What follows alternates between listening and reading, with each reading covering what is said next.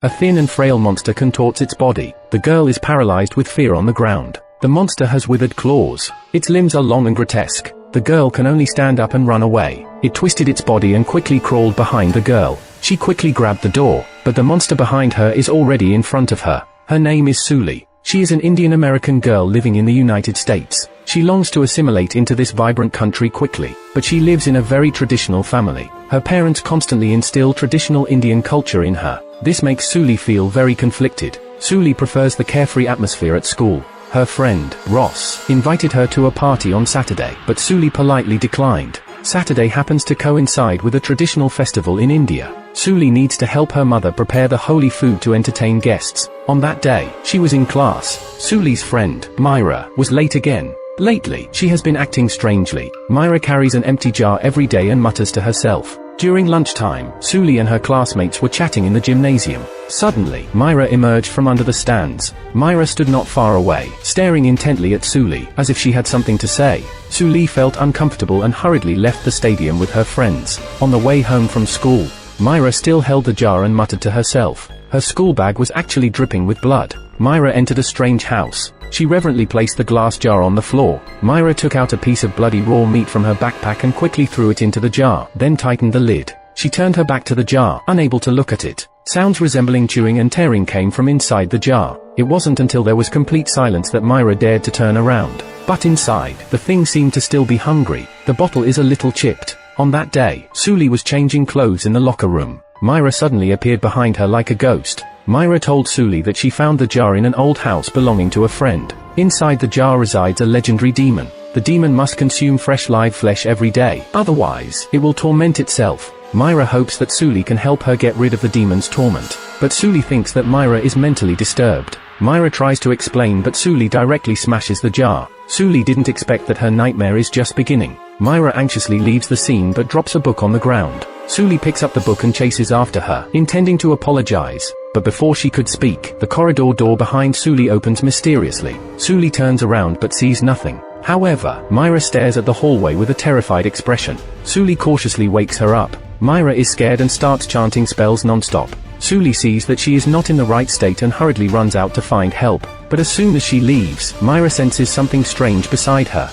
Her hair starts floating, and then she is suddenly pulled away by a powerful force. When Suli arrives with the teacher, Myra has already disappeared. The entire school spends the afternoon searching for Myra but cannot find her. Suli looks at her mother sitting desolately on the steps, feeling guilty in her heart. She also wants to know what exactly happened to Myra. The next day is a traditional festival in India, and all the Indian neighbors in the town gather to celebrate. The news of Myra's disappearance quickly spreads among the crowd. Everyone suggests praying together to bless her safe return. Just then, Suli hears a sentence from a neighbor and seems to have figured something out. She quickly pulls her father aside and asks what exactly happened at the Harry's house. Suli learns from her father that the Harry family moved to the town a year ago. They rarely went out or socialized with others. Neighbors mentioned that the Harrys seemed to be avoiding something. Their house was filled with various idols. Their youngest son, Karen, was even stranger. He would secretly hide and talk to the air. Half a year later, the entire Harry family was found dead in their house. The bodies of Mr. and Mrs. Harry were mutilated.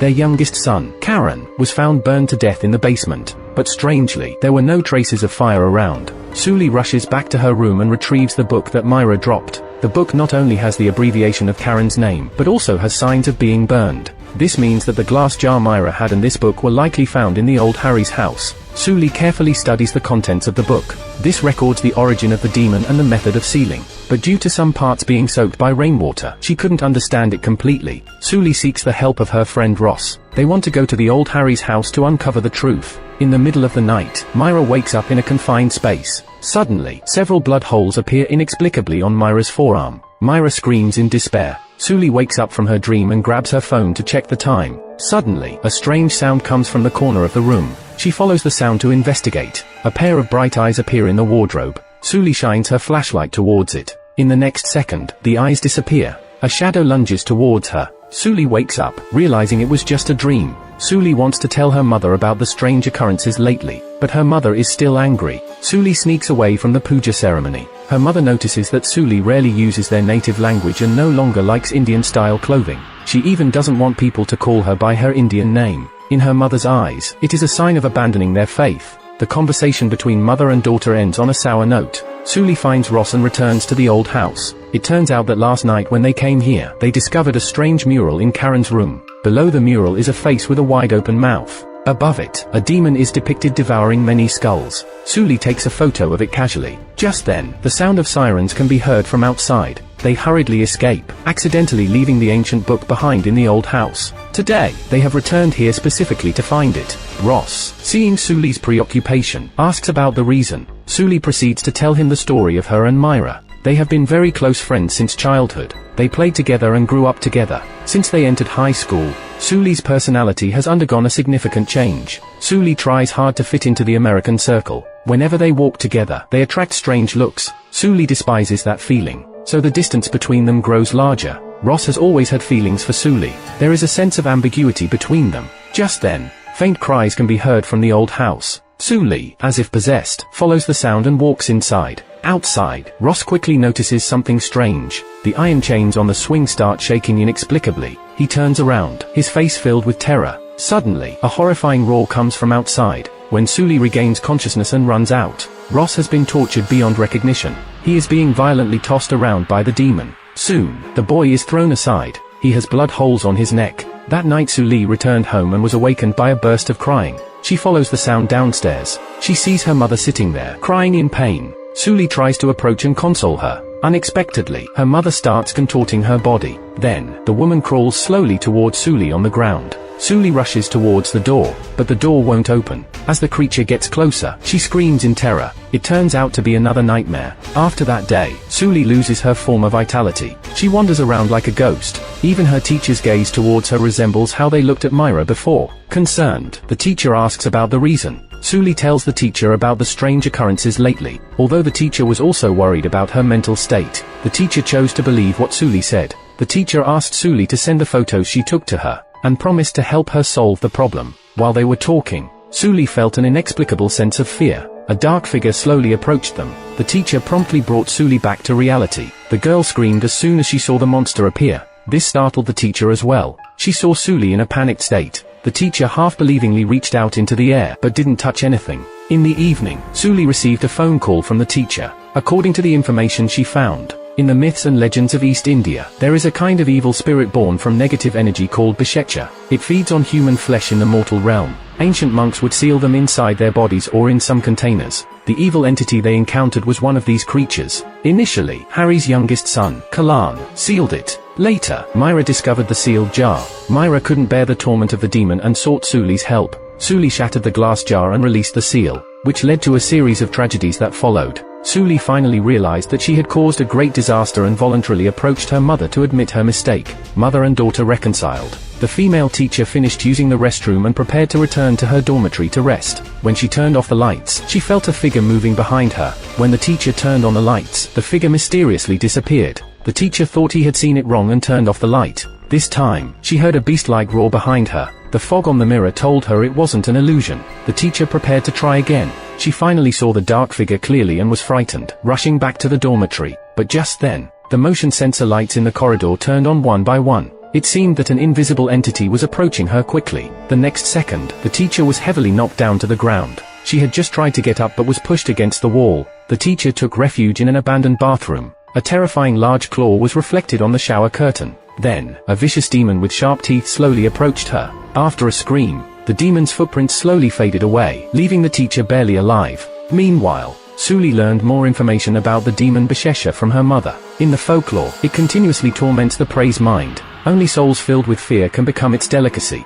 If someone tries to help the victim, they will encounter misfortune. They also discovered more information from a book. The demon devours the soul on the 7th day of capturing its prey. Today happens to be the 7th day since Myra's disappearance, meaning Myra is likely still in the mortal realm. The book also contains an incantation to seal the demon. Unfortunately, it's written in ancient Indian language. Suli can't understand it at all. Suli's mother can only teach her slowly. Suli's mother believes the demon will definitely return tonight. Following ancient Indian traditional customs, to summon the dark entity, they must offer a sacrifice. So Suli's mother prepared a table of delicious food. Then she had her daughter draw traditional exorcism symbols on her hands. They were fully prepared and awaited Bishecha's arrival. After a moment, the sound of the doorknob turning came from the front door. Suli's mother held a knife and protected her daughter. It turned out to be Suli's father, who took time off and came back early to spend more time with the family. He saw his wife holding a knife and stood still. Then the man's body was slowly lifted into the air by the demon and crashed heavily onto the ground. Losing consciousness, Suli wanted to help but was pushed behind by her mother. The demon didn't harm the mother and daughter and turned towards the dining room,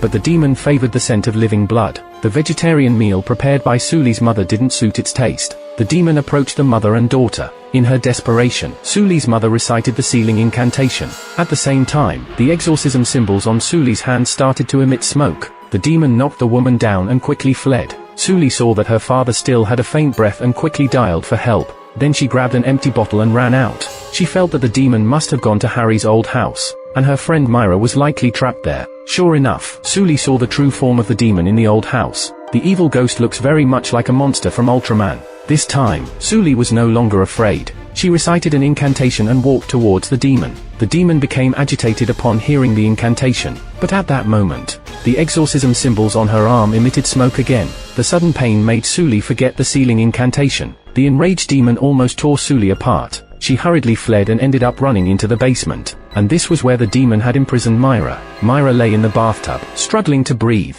Suli wanted to escape the house with Myra, but at that moment, the demon had already reached the doorway. Its entire body was made of bones. The demon's fangs were also terrifying. Suli was frightened and stood frozen in place. Immediately afterwards, she was thrown away by the evil ghost. The bottle also fell to the ground. Suli ran towards the bottle once again, but she was directly manipulated by the demon and crashed into the wall. Some time passed unknowingly. Suli slowly regained consciousness. She saw the demon about to devour Myra. Suli picked up the bottle once again and recited the incantation, but before she could finish 2 sentences, the demon instantly moved in front of her and crushed the bottle. Suli was frightened and kept retreating. Unknowingly, she backed up to the edge of the bathtub. The demon opened its blood-filled mouth and was about to charge at her. Suddenly, Myra's hand grabbed Suli's. She recited the rest of the incantation word by word. The demon no longer dared to approach upon hearing the incantation. At the same time, the bones on its body started to crack one by one. The bottle used for sealing had already been shattered. Suli suddenly remembered the method the High Monk used to subdue the demon and immediately made a bold decision. Filled with hope in her heart, she was no longer afraid. Suli stood up and slowly approached the demon.